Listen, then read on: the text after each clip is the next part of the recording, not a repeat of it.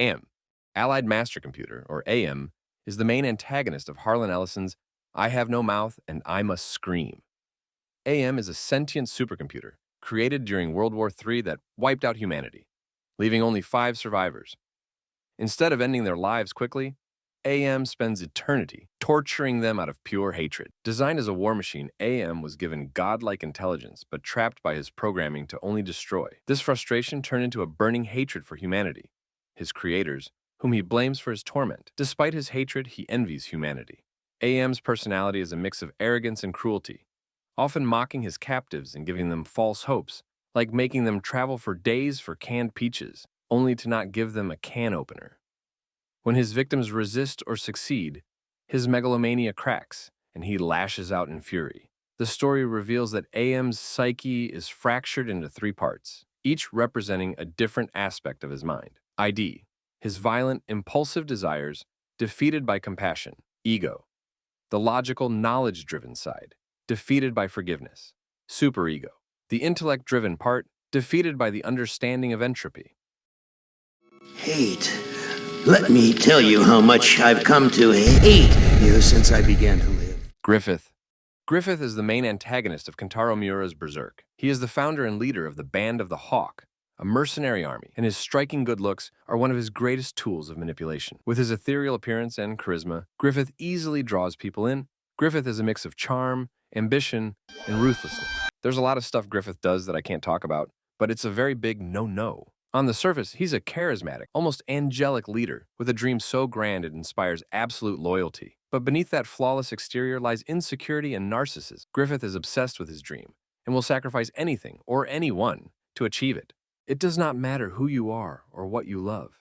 If Griffith needs to exterminate you and everything you love out of the way to achieve his dream, he will do it. His pride won't tolerate losing control, and when someone threatens him, it becomes a personal vendetta. Shedding his humanity entirely, he becomes a cold, remorseless monster, devoid of guilt or empathy. Griffith is the embodiment of pure, calculated evil. I sacrifice. Judge Holden, the most downright deplorable, diabolical, batshit, insane human from an equally wicked novel. Judge Holden is the main antagonist of Cormac McCarthy's Blood Meridian. He has an enormous frame, being both incredibly muscular and close to 7 feet in height, capable of making any teenager going to the gym become insecure. His skin is extremely pale, to the point of being described as fluorescent and purely white in coloration, most likely due to albinism. Basically skilled in anything he does. Behind his intellect lies a sadistic, remorseless killer who thrives on chaos and violence. He once turned a peaceful town against its preacher just because he could, the living embodiment of doing something just because he can. He stays calm in the most insane situations, never losing his cool. One of the creepiest things he does? Buying 2 puppies just to toss them off a bridge to drown, just because he can. He's not just evil, he's calculated, cruel, and enjoys every second of it. Judge Holden is a walking nightmare, with an intellect as sharp as his thirst for chaos, with crimes and interests so screwed up, I'd get this channel I literally just created erased from YouTube. Whatever in creation exists without my knowledge, exists without my consent. The Q.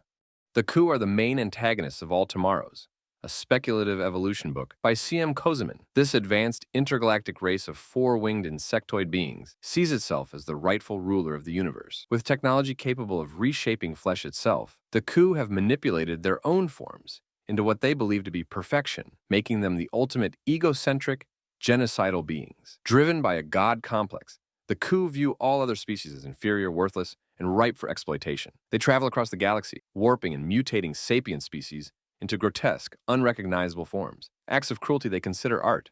The Q's sadism knows no bounds. When one planet of humans resisted their invasion, the Q retaliated by turning the entire population into living toilets, able only to consume their own waste for eternity.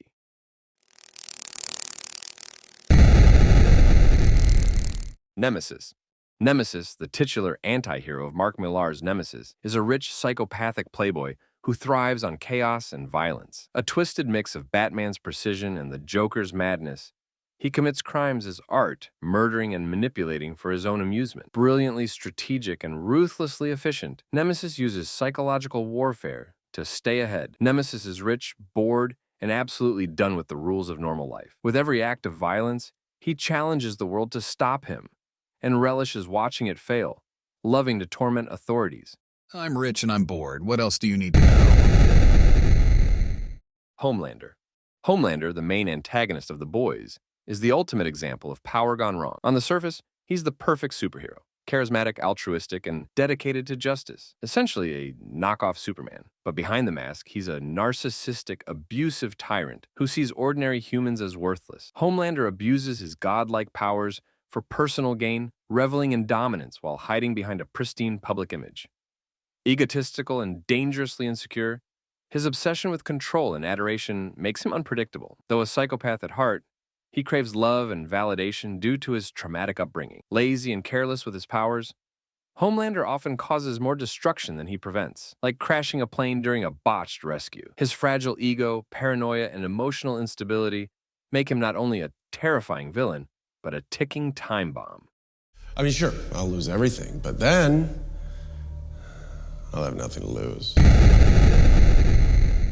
Anton Chigurh. Anton Chigurh, the main antagonist of Cormac McCarthy's No Country for Old Men, is a cold, relentless hitman driven by a twisted sense of fate. Tasked with recovering stolen drug money, Chigurh goes rogue, killing anyone in his way as he hunts down Llewellyn Moss, the man who took the cash. His unyielding pursuit and emotionless demeanor make him a terrifying, unstoppable force. Operating by his own warped moral code, Chigurh often decides life or death through coin flips, presenting them as moments of destiny. While calm and polite, even during murder, his detachment and lack of empathy amplify his menace. He endures incredible pain, like gunshot wounds and a fractured arm, without faltering, further cementing his reputation as a remorseless, almost inhuman figure of violence and inevitability. You stand to win everything, call it.